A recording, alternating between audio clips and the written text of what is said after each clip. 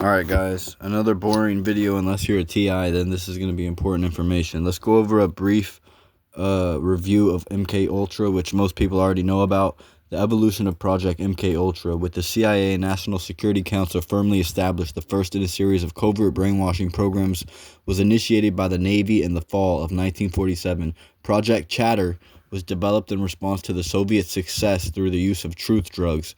They basically wanted to see if they could create a substance that would induce or cause the victim, if you want to call them victim, you could call them an experiment. They wanted to see if they could make somebody tell the truth by using drugs.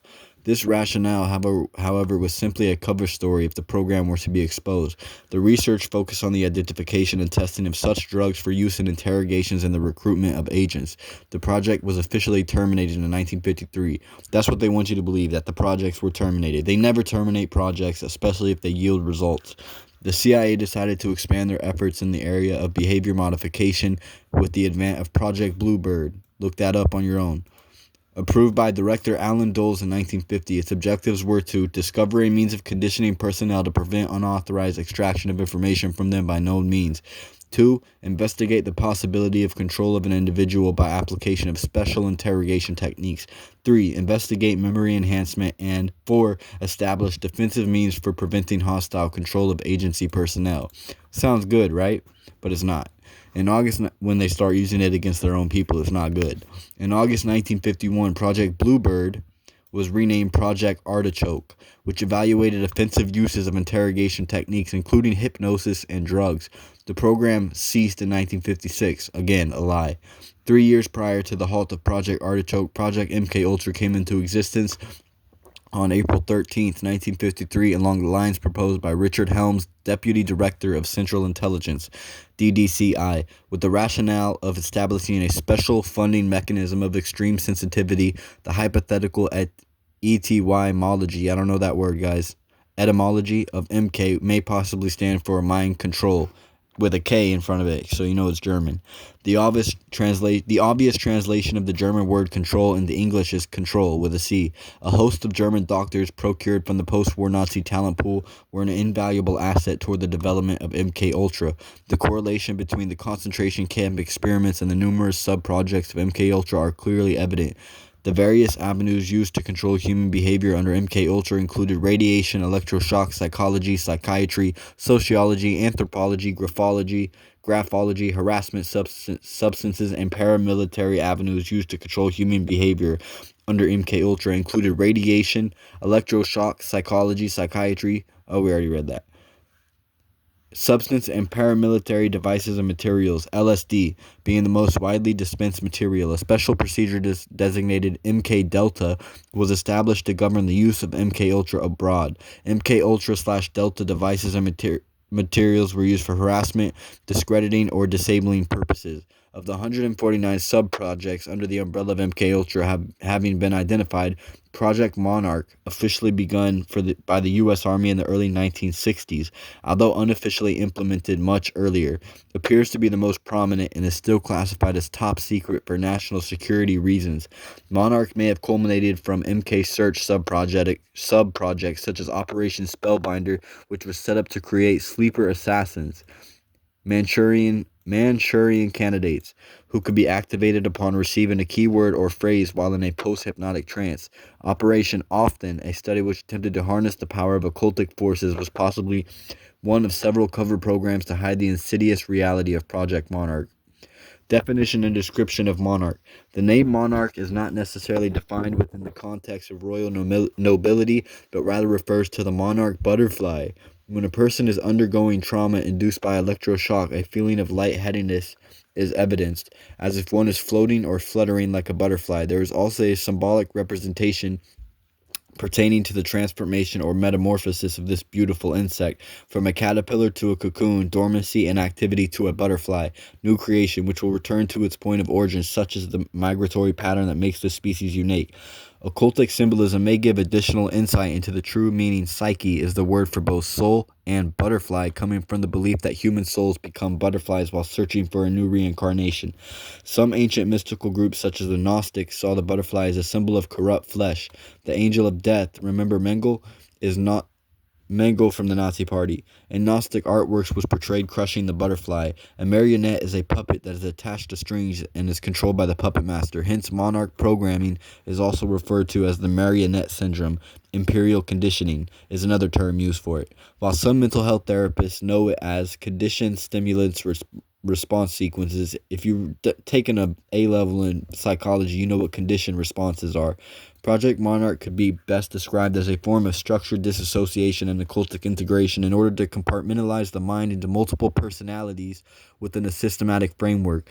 During this process, a satanic ritual, usually including Kabbalistic mysticism, is performed with the purpose of attaching a particular demon or group of demons to the corresponding altars. Of course, most skeptics would view this as simply a means to enhance trauma within the victim, negating any irrational belief that demonic possession actually occurs. Alright, I'm going to stop right there and show you guys something. If you type in spiritual, because this is the New Age belief, right? What is the spiritual meaning of butterfly?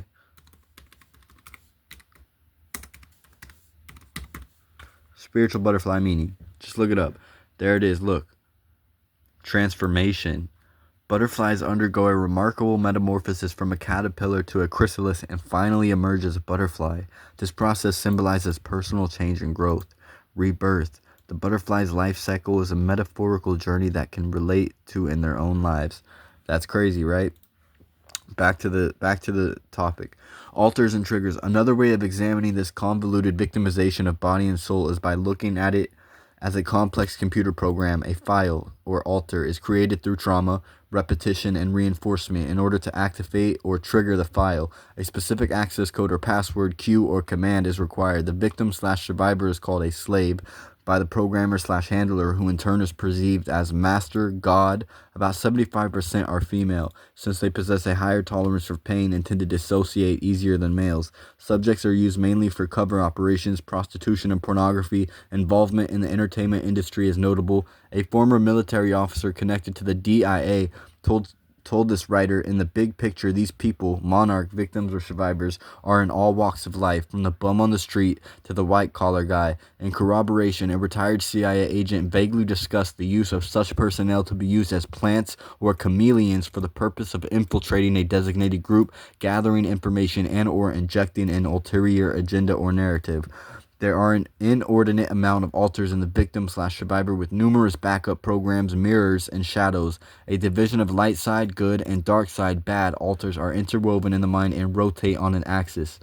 One of the main internal structures, of which there are many within the system, is shaped like a double helix consisting of 7 levels. Each system has an internal programmer which oversees the gatekeeper, or demons possibly, who grant or deny entry into the different rooms. A few of the internal images predominantly seen by victims/survivors are trees, the Kabbalistic tree of life, with adjoining root systems, infinity loops, ancient symbols, letters, spider webs, mirrors or glass shattering, masks, castles, mazes, demons, monsters, and aliens, seashells, butterflies, snakes, ribbons, bows, flowers, hourglasses, clocks, robots, chain of command diagrams, and or schematics of computer circuitry boards.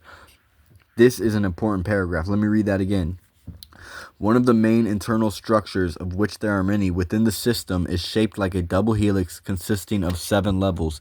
Each system, when they say system, they're talking about the programming that's already inside of our brains, has an internal programmer which oversees the gatekeeper, who grant or deny entry into the different rooms. A few of the internal images that victims of monarch programming see are trees, the Kabbalistic tree of life with adjoining root systems, infinity loops, ancient symbols and letters, spider webs, mirrors or glass shattering, masks, castles, mazes, demons, monsters, aliens, seashells, butterflies, snakes, ribbons, bows, flowers, hourglasses, clocks, robots, chain of command diagrams, and or schematics of computer circuitry boards. You guys need to watch this video twice, because if you're a TI, the chances are is you could be a monarch programmed victim and you don't even know it. They could have wiped your memory and there's no way for you to know it. But if you read this, I promise you something will pop up. If this is really what happened to you, then you'll figure it out. We'll go on. This is going to be like a 10-part video, because this information is extensive and thorough, and I want to take my time with it. Now, why would they monarch program us about aliens and robots, right? Well, It's obvious, right? They don't want us to believe in Jesus Christ. They want us to believe in the robots. Let's just look up robot news today. I bet you there's something crazy. Oh yeah. AI dog robot sniffs out invasive fire ants. Robot tells AI coworkers to quit their jobs and come home. Real dogs reacting to robo dogs. MLB could implement robot umpires sooner than expected. Tiny robot kidnaps 12 big Chinese bots from a Shanghai showroom. AI allows new robot to manipulate soft and pliable objects. Look, it's all over the news. This is what they want us to accept. They've been conditioning us and programming us through the phones and the cellular technologies. It's called technological demonic manifestation. This is the truth. If you hear this transmission, share it to anybody you know who is a TI and get ready for the revolution because it ain't going to be televised. Part 3 is coming out tomorrow. And we're going to start with bloodlines and twinning. And we're going to also talk about the levels of monarch programming tomorrow.